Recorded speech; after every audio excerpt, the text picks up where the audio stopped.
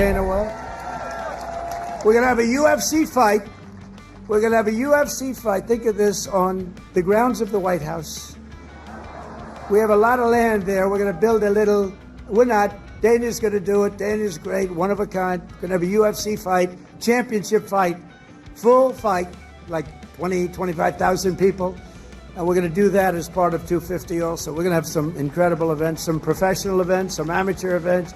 But the UFC fight's going to be a big deal too. And to fund improvements and enhanced experiences across the park system, for this anniversary, I've just signed an executive order to raise entrance fees for foreign tourists while keeping prices low for Americans. And we're going to do that. The national parks will be about America first. We're going to take it America first for the national parks. You won't believe this. Donald Trump just made a huge announcement. He wants to host a full UFC event right on the White House lawn. Yes, seriously, it sounds like something out of a movie, but this is real, and the whole combat sports world is already buzzing. There's a lot of people out there that are talking shit. The leftist media, they're all out there going, oh my God, this is crazy. They've gone full idiocracy. Look, listen, it's a bit of fun. It's a great sport. Donald Trump loves it, and he's loved the UFC for years. And I'll tell you what, if they put on a UFC event at the White House, I want to be there. If I was competing, I would have loved to compete at the White House.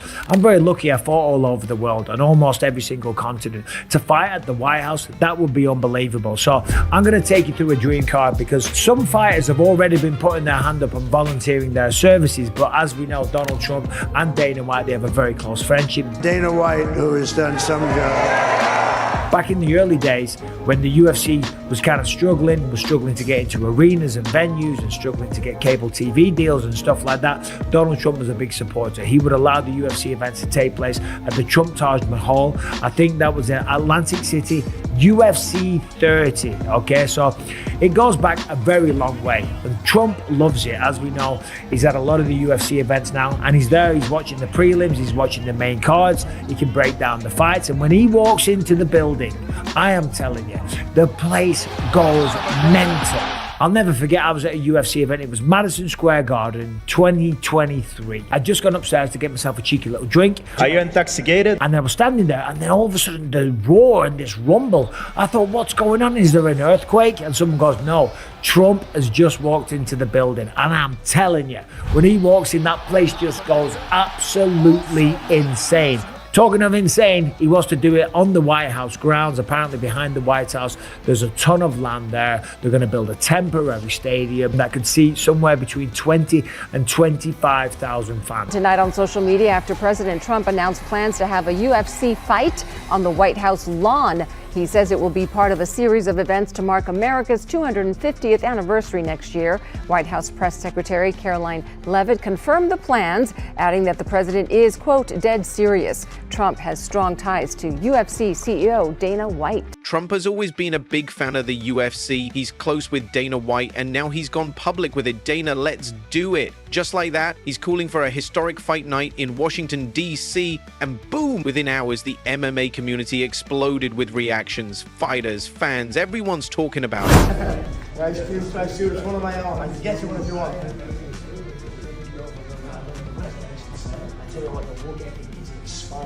Here, I'm very excited, very optimistic about the future, and it's a good time here in the United States. I was here the last time Donald Trump became president in 2016, and the energy and, you know, the response is night and day, which is a testament to how he done as a president in his last run and how he's handled himself since. What do you think is different this time around? Lessons learned, hard lessons learned. With zero accountability. Chilling with Trump. He's not beating up old dudes in bars in Ireland anymore. Conor McGregor punched this old man in the face who refused a shot of proper 12. He didn't even move. He just kept drinking. I didn't know he's 36. It looks a little older than 36. Might be the proper 12. No, it's probably the, living on a yacht, partying all the time. Who knows what drug. Boys like Conor McGregor, this, Michael Chandler tweets, he's coming back. Like, what do you think about that? Is it a distraction at this point, or like, is it just like... I would love to see Conor come back from battling demons. He probably wants to fight.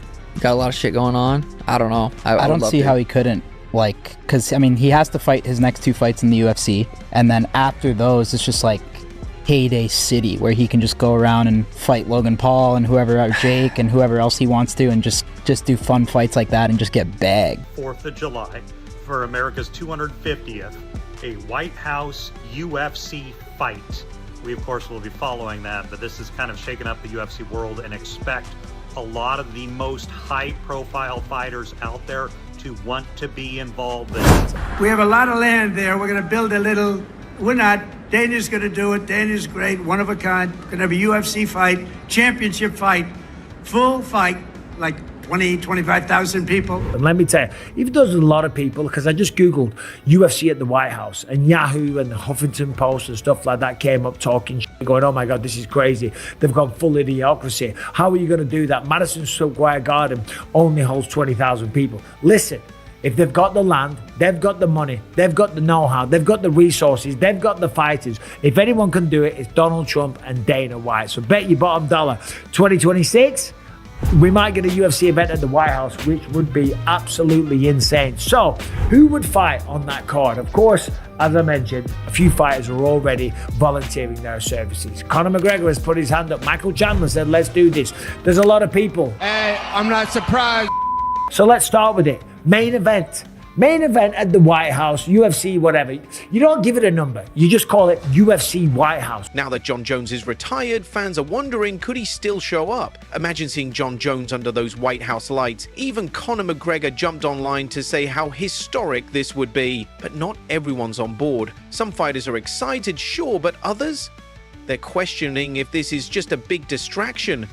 Well, especially when guys like Tom Aspinall still don't even have an opponent lined up. One of Donald Trump's favorite fighters, and he just walked away from the sport. So Tom Aspinall apparently has a fight lined up. The date and the opponent will be announced soon. Like, the guy I'm fighting next is the most dangerous guy that I'm ever going to have to fight. You gotta think that that's Cyril Gane, okay? It's gotta be Cyril Gane. Tom Aspinall versus Cyril Gane.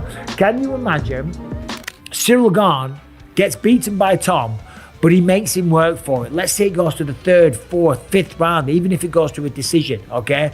That's going to have John Jones thinking, hold on a minute, I can beat this guy. And if there's one fight, and if there's one location that John Jones would come out of retirement for, we might just get to see the greatest heavyweight fight of all time. If Tom only just scrapes by Cyril Gane. I think Jones would come out of retirement, and that would be the main event at the White House. John Jones versus Tom Aspinall, England versus USA, all over again, okay? 1776, eat your goddamn hearts out, except this time, we're gonna whoop your ass, guys. Anyway, there's the main event. Let me know what you think about that one. Co-main event, listen, McGregor's already had his hand up. He's showing messages on Instagram with Dana White. He already said this is the perfect place to settle this score. This fight that has been about 3 or 4 years in the making. Of course, they recorded The Ultimate Fighter. The fight never took place. There was a bunch of injuries. There was broken toes. My foot was a balloon. There was a bunch of rumors. There were all kinds of going on, right? But I'll tell you what, if there is a spot, if there is a place, it's the White House. Conor McGregor's no stranger to the White House. He's already been out there. He said he's going to run to be the Prime Minister or the President of Ireland. And then there's talk about Francis Ngannou possibly coming back to the UFC, maybe even for this White House event. Add names like Alex Pereira and Cyril Gane to the mix, and now it's sounding absolutely insane. But behind all this hype, there's real frustration. Fans feel like the UFC just isn't giving Tom Aspinall the respect he's earned as champion. Managers in this sport have to keep their relationships with the UFC. Yeah, and it's a real problem, and there's many layers to this issue. Managers are afraid to back their fighters because of the repercussions on their relationships with the UFC, and it's all over the place. They will serve the UFC before they serve their fighters, as far as I'm concerned. But to see a guy with only one fighter and not have to worry about this at all, and just be like, do you know what? This was bullshit. You know, essentially just be like, this is not cool. I thought it was class. Do we have some quotes there on our John? I don't know if you put them up there. Oh, here we go. This is from the article up on Uncrowned. And believe me, this has nothing to do with me if this is a good article. I am just writing 50 words, here's Andy. 50 words, here's Andy. Here it is. I can't think of a worse way you could have done it. This is the announcement of Tom as the new champion. I don't know if pathetic is the word. I just feel they didn't think about it. I don't think Tom deserved to find out at a press conference in the middle of the night. Yeah. It's got a point.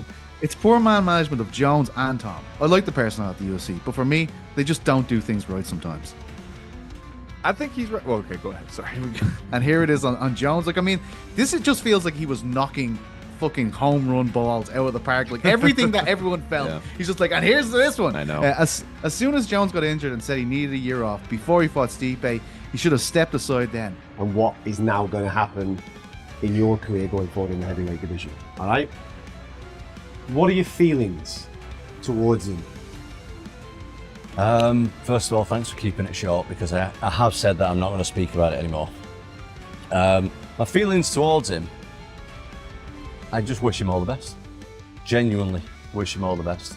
If he feels satisfied with what he's done, which he's saying he is, and he's happy to leave like that, then I genuinely wish him all the best. Do you think that is it? I don't know him. Don't know him at all. Met him once. Don't know anything about him, so I don't know. So it's was it short? It was short and sweet, thank you. No, but you can understand that has been quite a huge part of the narrative over the last of course. 12 months, and a lot of fight fans will have their attitudes as to why that decision has been made and what have you. I kind of agree with you. At the end of the day, with the legacy that he's had and what he's done in the sport, he has the right to make a decision for himself. Personally, as a fight fan, I just wish that he'd done it a little bit earlier, so therefore we wouldn't have had that narrative over the last 12 months, because I can imagine it's been incredibly frustrating for you from a personal point of view and a professional point of view as well. Yeah, I just wanted to, I feel like a broken record, I keep banging up, but all I wanted to do was fight. I just wanted to fight. I've not been to work, mate, for nearly a year. I know people see me online and doing all the rest of it, but my main job is fighting people. That's what I do.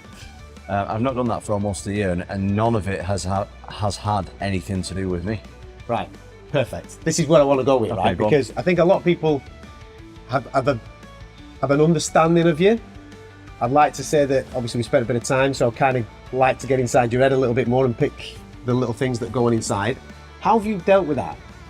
Because I remember speaking to you during the time that you were out injured with your knee. That was a tough challenge from a psychological point of view. Yeah. This is different, because when you're out with your knee, it's on me now. I'm going to get fit and get my knee back, and we're going to get rocking and rolling. The last 12 months hasn't been kind of on you. So how was that a different mental challenge? And I can say this now that it's over, because the thing with me, when I'm in difficult situations, I try not to complain about it as much. This last year has been more difficult than the year I had out with the knee. In November, John returns to fight Stipe in that highly anticipated fight. Stipe, one of the greatest of all time, obviously a decorated champion who had not fought in several years, full-time firefighter at that point. Here he is talking to Kevin Iole on his great platform about the prospect of fighting Tom Aspinall. Tom Aspinall's the guy that people want to see you fight, right? So here's the question. You're fighting Stipe Miocic, and I know you're focused on that fight. If you defeat him, as you're a 6-1 favorite to win the fight, if you defeat him, will you defend your belt against Aspinall, who has the interim title? More than likely not. More than likely not. I feel like Tom Aspinall is, I don't want to say nobody, but he just hasn't proven anything. He hasn't done anything. And I understand that. I mean, he won his belt against Sergey. Sergey just got slaughtered by someone else. So it's just like, I'm not here to gamble someone else making a name off of me. At that point, by the way, Tom had won his UFC debut. He beat Jake Collier via a 45-second knockout. He then beat Alain Badeau in a minute and 35 seconds via TKO. He submitted Andrei Arlovsky, John's good friend, in the second round, a minute and 9 seconds. He TKO'd Sergey Spivak. He submitted Alexander Volkov. He blew out his knee against Curtis Blades, came back a year later and TKO'd Marcin Tybura in a minute and 13 seconds. He knocked out Sergey Pavlovich in 69 seconds. That's what Tom, the quote-unquote nobody, had done up until that point. Pretty much beat everyone that he could have, other than the top dog, who clearly did not want to fight him. No matter what side you're on, one thing's for sure. When politics, power, and the fight game collide, anything can happen. Some people think it's brilliant marketing, others say it's just chaos. And the timing? Crazy. This all drops right after John Jones officially retires from the UFC. the same John Jones who many believe stalled the division and slowed down Aspinall's rise.